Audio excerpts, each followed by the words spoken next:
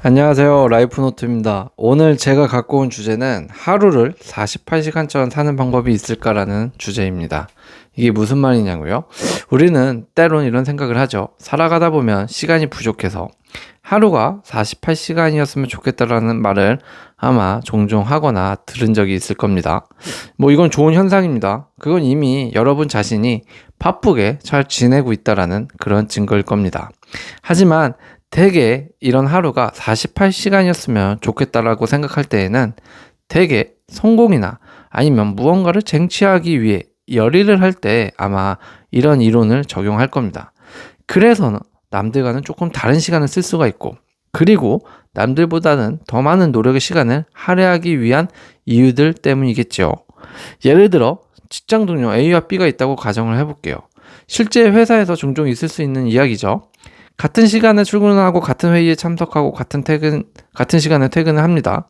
그런데 이상하게도 한 명은 프로젝트 2개를 동시에 성공시키고 운동도 잘하고 주식 공부까지 투자 공부까지 모두 잘합니다.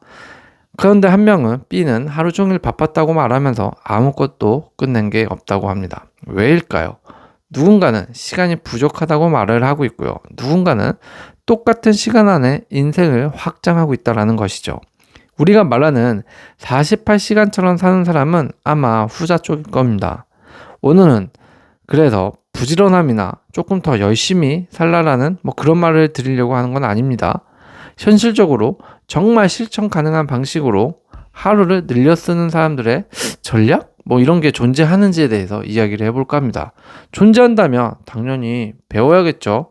왜냐하면 남들과 똑같이 주어진 24시간만으로는 남들을 추월할 수 없기 때문에 있다면 배우는 게 좋을 겁니다.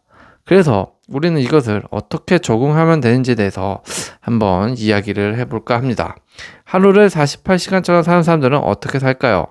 첫 번째, 시간의 단가를 바꾸는 사람들인다. 그런 사람들은 그러니까 시간 쓰는 데 있어서 비싼 일에만 시간을 쓴다라는 거죠. 그게 무슨 말일까요? 시간에도 단가가 존재한다라는 것인데, 많은 사람들은 바쁜 게 능력이라고 착각을 합니다. 하지만 시간 부자들은 단가 높은 일만 합니다. 이게 무슨 말이냐? 돈 되는 일만 찾아서 한다는 말 뜻이 아니라는 것이죠. 시간의 효용성에 있어서 단가가 높다라는 것은 어쩌면 우선순위를 매기는 방법일 수도 있을 겁니다. 단가가 낮은 일을 예로 들어볼게요. 반복적인 수동 업무, 불필요한 회의도 있을 수 있고요. 쓸데없는 카톡 대응 같은 거 많죠. 요즘은 시대가 바뀌어서 회사에서 단체톡은 당연히 기본으로 쓰고 거기에 업무용을 아예 카톡 같은 걸로 대응해서 쓰는 곳이 굉장히 많죠. 어쨌든 간에 이런 쓸데없는 카톡 대응들도 있을 겁니다. 그 중에는. 반면 단가가 높은 일은 어떤 것들이 있냐? 결과를 바꾸는 결정들이 있다는 거예요. 그런 일들. 지식을 축적을 하거나 자동화 시스템을 만들어내는 일, 사람을 연결하는 등 이런 일들이 단가가 높은 일이다라는 겁니다. 그러니까 벌써 좀 차이가 있지 않나요? 감이 오시지 않으신가요? 단가가 낮다라는 업무랑 이런 단가가 높다라고 하는 업무의 과정의 차이가 분명히 존재하죠. 그러니까 조금 더 구체적인 예로 들면 이럴 수 있겠네요. 회사원 A씨가 있다고 칠게요. 이 A씨는 매일 2시간씩 엑셀 작업을, 수작업을 한다라고 치면 매일 2시간씩 엑셀 작업하는 것은 수동 업무에 속하는 것이고, 사실 항상 내가 빨리 끝내야 하는 업무들 중에서 많은 비율의 시간을 뺏길 수도 있을 겁니다. 그런 뜻이 될 겁니다.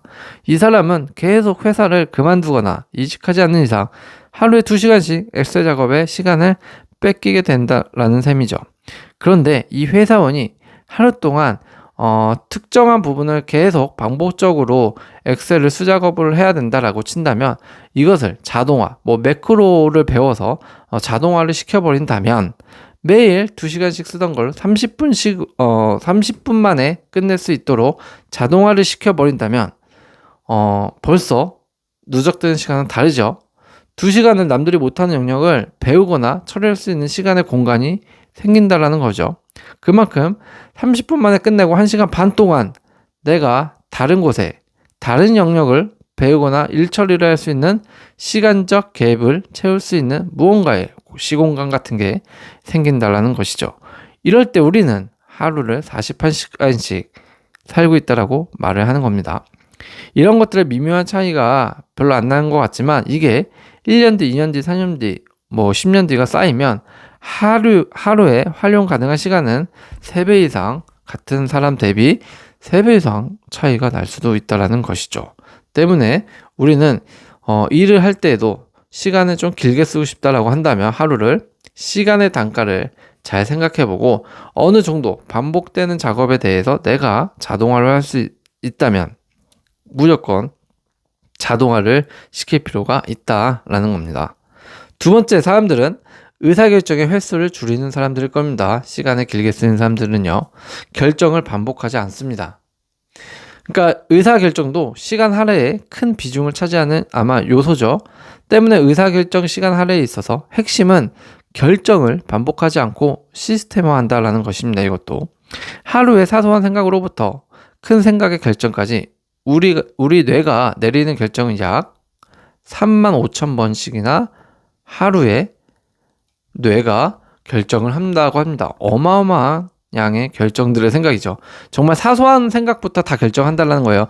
오늘 신발 어떤 걸 신을까, 옷은 어떤 거 입을까, 머리를 어떻게 할까, 머리를 감고 어떻게 해서 나갈까, 커피를 마실까 말까, 이런 사소한 결정까지 해서 35,000번의 뇌가 결정을 내린다고 합니다.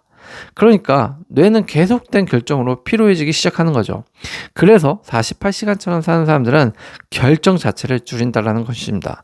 대표적인 예로 알 수 있는 거 알죠? 바로 세계적인 이런 기업들의 CEO나 창업자들을 보면 알 수가 있을 텐데요. 특히 스티브 잡스가 굉장히 유명하죠. 옷장에 검은색만 입고 검은색 옷만 입고 다니죠. 왜 그럴까요? 옷이 없어서일까요? 그런 부자가? 아니죠. 어떤 옷을 입을까 고민하는 시간을 줄이기 위함이라고 이미 너무 핫하게 널리 알려져 있는 이야기이죠. 이 말의 뜻을 놓고 생각을 해보면 결국 이런 뜻일 겁니다. 스티브 잡스는 루틴을 정해놓고 고민하지 않는다라는 것이죠. 스티브 잡스는 늘 더 많은 의사결정과 혁신을 위한 생각에 매진해야 된다고 생각을 했기 때문에 이런 시간을 옷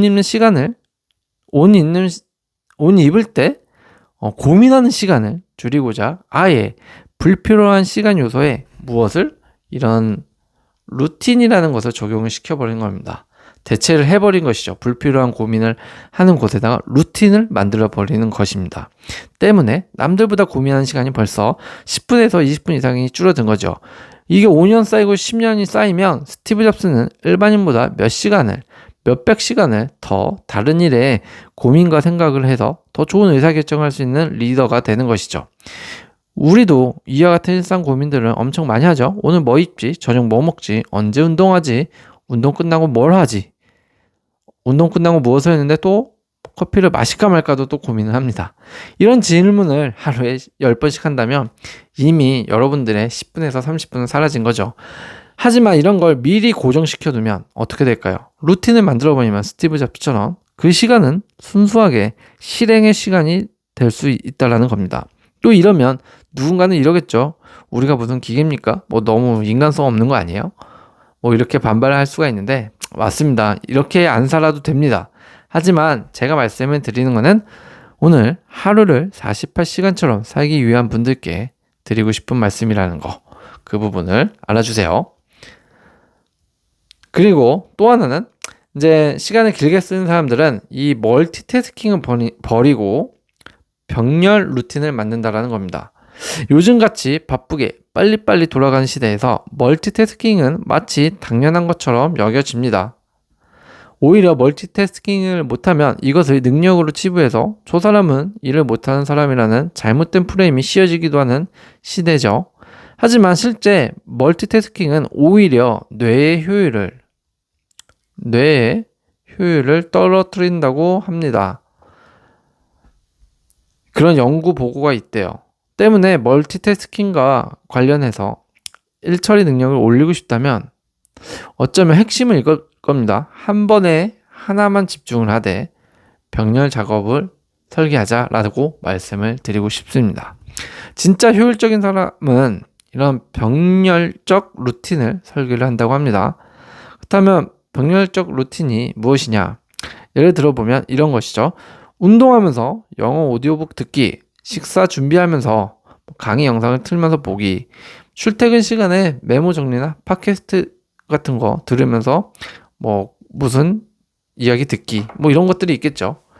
이게 걷기 운동하면서 업무 회의에 전화하기 같은 것도 있을 겁니다. 근데 이런 행동들의 핵심을 나열해서 들어보면 또 이렇게 들어볼 수도 있을 것 같아요. 얼핏 보면 멀티태스킹이 아니냐. 그런데 이런 행동들의 핵심은 집중력을 나누지 않고 공간과 시간을 활용한다는 것에 초점을 둬야 한다는 것이죠. 출퇴근이라는 행위와 메모 정리, 운동이라는 행위와 영어 오디오북 듣기, 행위들이 합쳐져서 꼭 멀티태스킹처럼 느껴지죠. 행위랑 행위가 합쳐지니까 멀티태스킹처럼 느껴진다는 것이죠. 그런데 우리가 이 멀티태스킹이라는 개념을 다시 잡아볼 필요가 있습니다. 이 개념을 잡아봐야 되는 것이 뭐냐면 뇌의 효율성으로 바라보는 기준을 좀 가질 수 있어야 될 것 같아요. 예를 들어 내가 어떤 데이터를 분석하는 일을 하는 사람이라고 가정을 한다면 데이터를 분석하고 있는 동시에 화상회의나 클라이언트로부터 부탁받은 자료나 무엇인가에 대한 회의에 집중할 수 있는 자료를 만들고 있거나 또다시 발표를 하는 자료를 분석하고 뭔가 만들어야 되는 행위라면 이것은 멀티태스킹이 될 수가 있을 겁니다. 즉 뇌를 동시에 같이 생각하고 써야 하는 행위가 멀티태스킹이 된다는 것이죠. 하지만 앞서 말한 단순 행위 아니면 반복적 행위에 무엇인가 조금 있을 미래의 시간을 효율적으로 사용하기 위해서 그냥 단순한 또 하나의 다른 반복된 무엇인가의 행위를 가미하는 것은 멀티태스킹이 아닐 수가 있다. 그래서 이런 병렬적 루틴을 만들어버리면 멀티태스킹에 대한 스트레스도 덜 받을 수 있다라고 말씀을 드리는 겁니다. 그러니까 쉽게 말을 하면 우리의 뇌는 생각을 두 가지로 안 하고 공간과 시간을 활용하는 것에 초점을 둬서 집중력을 생각을 두 개를 하지 않는다는 것은 집중력을 나누지 않는다는 것이죠. 집중력은 하나를 하되 어떠한 반복적이나 습관적인 루틴만 행동만 더하는 것이라면 그것은 병렬적 루틴이 되어서 한 번에 두 가지 일을 할 수 있는 공간과 시간을 할애할 수 있는 것 뿐이다. 이것은 멀티태스킹이 아니다. 이렇게 정리할 수가 있을 것 같아요. 때문에 우리는 계속 한 번에 여러 일을 하려고 하다기보다는 그냥 지금 이 시간에 공간도 같이 활용할 수 있네. 이 공간에 이 시간을 같이 활용할 수 있네. 라는 것에 초점을 둔다면 조금은 남들보다 시간을 길게 쓸 수도 있다는 거죠. 또 하나는 반복되는 일을 자동화하거나 외주화해야 한다는 것이죠. 또 외주한다, 자동화한다 하면 팔자 좋은 소리 하시네요. 꼭 그렇게 생각하지 마세요. 이 말 들으면 팔자 좋아 보일 수는 있어요. 그런데 저는 꼭 그렇게 말을 하는 거 아니에요. 그냥 돈 주고 고용하라 이런 건 아니에요. 어떤 사람은 이런 말을 할 수도 있을 거예요. 제가 지금 돈이 없고 성공을 못해서 바짝 벌고 모아야 되는 판에 돈을 주고 외주를 주거나 시스템화를 위해 사람을 고용해서 쓰라는 게 말이 될까요? 이렇게 좀 따지실 수도 있는데 이건 반은 맞고 반은 좀 틀린 이야기일 수도 있을 것 같아요. 지금 내가 하는 일이 만약에 1인 기업이라서 모든 비용을 아껴야 하는 상황이거나 혹은 내가 그저 월급쟁이인데 나의 업무의 효율화를 위해 외주를 주거나 사람을 고용하라, 내 개인적인 사람을 고용하라라는 말은 아닙니다. 여기서 말씀드리는 것은 반복되는 일에 대한 시간의 자동화가 필요한 그런 부분을 이야기를 하는 겁니다. 예를 들어 볼게요. 제가 치킨집을 운영한다고 해볼게요. 그런데 장사가 엄청 대박이 나서 줄 서서 먹는 정도는 아니더라도 망하지 않을 정도로 적당히 잘 된다고 해보았을 때 심지어는 그냥 여름철에는 시원한 맥주까지 먹으러 오는 손님들이 좀 있어서 오히려 한철은 바쁘기까지 하다라고 한다면 사장이 비용을 아끼고자 자기 혼자 치킨 굽고 서빙하고 계산하는 것이 더 많은 이익을 불러오는지 문제라는 거죠. 아니면 알바생을 한 명이라도 고용해서 그 알바생은 치킨만 굽게 하고 사장은 서빙과 계산이나 다른 부분에 더 집중할 수 있다면 어떤 것이 더 이익이 많냐 이겁니다. 물론 알바생이 한 명보다 두 명 더 고용할 수 있으면 금상첨화겠죠.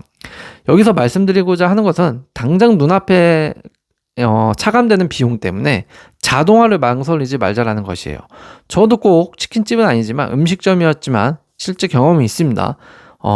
예전에 회사 생활을 할 때 1인 음식점을 가보고 다시는 안 가겠다고 다짐한 적이 한 번 있었는데, 이 음식점이 뭐 청국장도 팔고 이제 고기, 네, 돼지불백 뭐 이런 것도 팔고 소불고기도 팔고 이런 집이었어요. 근데 할머님이 정말 음식을 맛있게 하는데, 문제는 이 할머님이 혼자서 서빙하고 진짜 음식하고 계산하고 전화도 받습니다. 뭐 엄청 바쁜 가게는 아니지만 조금만 분벼도 할머님이 좀 바빠지는 가게였어요. 뭐 식당이 크지는 않았죠. 그런데 손님만 조금만 분벼도 할머님이 혼자 다 하니까 음식이 30분 이상 걸리는 경우가 굉장히 많았습니다. 저는 빨리 먹고 가야 되는데 말이죠. 그 할머님이 알바생을 안 쓴 이유가 분명 나름 이유가 있겠지만은, 결론적으로 봤을 때는 자신이 혼자 하는 바람에 2명 받을 손님을 저라는 손님을 잃어서 1명밖에 못 받게 되는 셈이 된 것이죠. 꼭 그 사람의 손을 타야 되는 경우나 상황이 아니라면 당장의 비용을 손실로만 보지 말자. 자동화나 외주화를 이것을 비용의 손실로 보는 경우가 있는데, 절대 이것은 비용의 손실이 아니다라는 것을 말씀드리려고 하는 겁니다. 뭐 키오스크도 하나 예를 들 수가 있죠. 키오스크가 괜히 있는 게 아니죠. 이것도 사실 음식 만들거나 뭐 커피숍 가면 굉장히 많은데, 음식 만들거나 아니면 커피를 내리거나 하는 일에만 사장님이나 아니면은 일하시는 분들이 그 일에 집중하기 위해서 계산과 주문만큼은 컴퓨터에게 맡긴 게 바로 키오스크죠. 뭐 이런 게 같은 취지예요. 외주를 더 이상 돈 낭비로 보면 안 된다라는 거예요. 당장에 눈앞에서 돈이 굉장히 큰 돈이 까지는 것처럼 생각을 하는데 절대 그렇지가 않다라는 거죠. 키오스크가 굉장히 비쌀 수가 있어요. 그런데 그거는 한 대를 놈으로 인해서 정말 어쩌면 폐업할 때까지 쓸 수도 있잖아요. 내가 평생 쓸 수도 있는 겁니다. 그러면 그 키오스크는 당장은 비용이 까지더라도 평생 긴 주기로 놓고 봤을 때는 정말 몇 인분의 역을 하고 있다라고 그렇게 봐야 된다는 것이죠. 그런 면에서 내가 반복되는 일을 하고 있는 부분이 있다라면 이것은 자동화를 꼭 시키거나 외주화를 시키는 방법을 생각을 해봐야 한다. 그래야 하루를 길게 쓸 수 있다라는 겁니다. 하루를 길게 쓰는 사람들의 특징은 하나 더 있죠. 바로 저녁 루틴으로 다음날을 준비를 하는 사람들일 겁니다. 다음날 할 일을 저녁 미리 하는 셈이 되는 것이죠. 저녁에 다음날 할 일을 또 하나의 루틴처럼 만들어서 시간을 확보하자라는 겁니다. 결국 저녁 루틴으로 다음날 아침 일을 해버리는 셈이 되는 겁니다. 진짜 다음날 일을 하자는 게 아니라 저녁 루틴을 만듦으로 인해서, 이 루틴을 준비함으로 인해서 이미 다음날 게 다 체크가 된다라는 것이죠. 그러니까 체크가 되니까 시간이 자연스럽게 확보가 된다라는 것이죠. 저녁 루틴의 핵심은 잠자기 전 내일의 시간을 미리 확보한다라고 생각을 하면 된다라는 겁니다. 진짜 시간 부자들은 하루가 끝날 때 다음날을 설계한다고 하죠. 다음날 할 일을 미리 정리하는 건 물론이고요. 자기만의 집중 시간대를 무조건 확보합니다.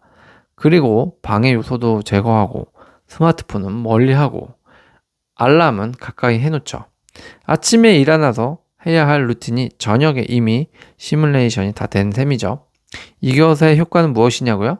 간단하고 별거 아닙니다. 아침에 일어나자마자 오늘 뭐 하지? 라는 고민이 없다라는 거죠. 일어나서 하루의 시작이 바로 즉시 실행이 되는 느낌이 들고 실제 그것이 가능하고, 이게 바로 하루를 먼저 사는 사람들의 비결이 된다라는 것이죠. 또 하나는 바로 블럭 스케줄링을 쓰는 사람들입니다. 내 스케줄을 블럭 처리하자라는 건데요. 이것은 그냥 단순히 이렇게 하루 할 일을 만들어서 리스트화 하자라는 게 아니라 시간 블럭으로 내 스케줄을 관리하자라는 겁니다. 언제 무엇을 얼마나 할지를 정해놓고 실행을 합니다. 할 일보다 시간의 공간을 먼저 채워야 일이 시간 안에 들어올 수 있어요. 이게 바로 시간의 구조화다. 시간의 구조화다. 뇌는 전환에 취약하다고 합니다.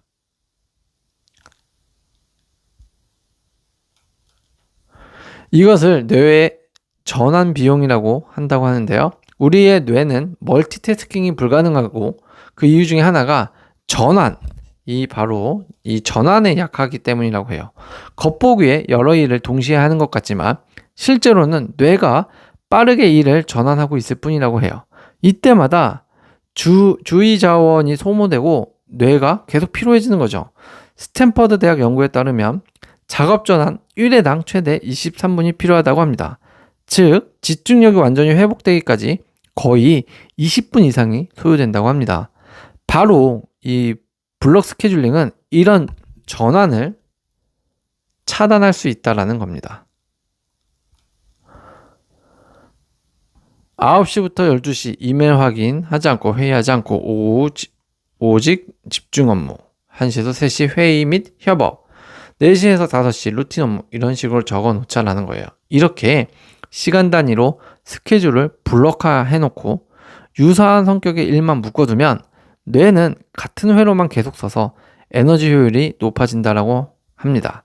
이런 블록 스케줄링은 단순한 시간 관리가 아니죠. 시간 관리가 아니라 뇌를 조금 덜 필요하고 오히려 뇌를 더 강력하게 만드는 설계 도구로 만든다라는 것을 절대 잊으시면 안 될 것 같습니다. 결국 24시간을 길게 느끼고 있는 사람은 어떤 사람들일까요?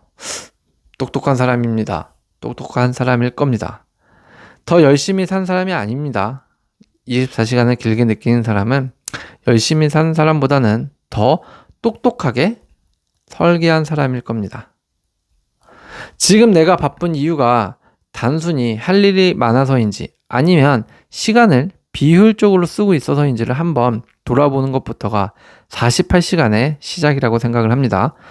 꼭 제가 오늘 말씀드린 것 외에도 물론 더 좋은 방법으로 24시간을 효율적으로 더 48시간처럼 사용하는 방법이 있긴 있을 겁니다. 당연히 있겠죠. 하지만 제가 말씀드리고 싶은 것은 방법의 문제로 일반화하기보다는 우선적으로 나의 생활 습관들과 그리고 하루를 대하는 자세부터 되돌아보는 것이 가장 중요하고 그것을 갖출 때 가장 먼저 하루 24시간을 길게 남들보다 더 길게 설계할 수 있지 않을까 그런 마음으로 전달을 드립니다. 오늘도 시청해 주셔서 감사합니다.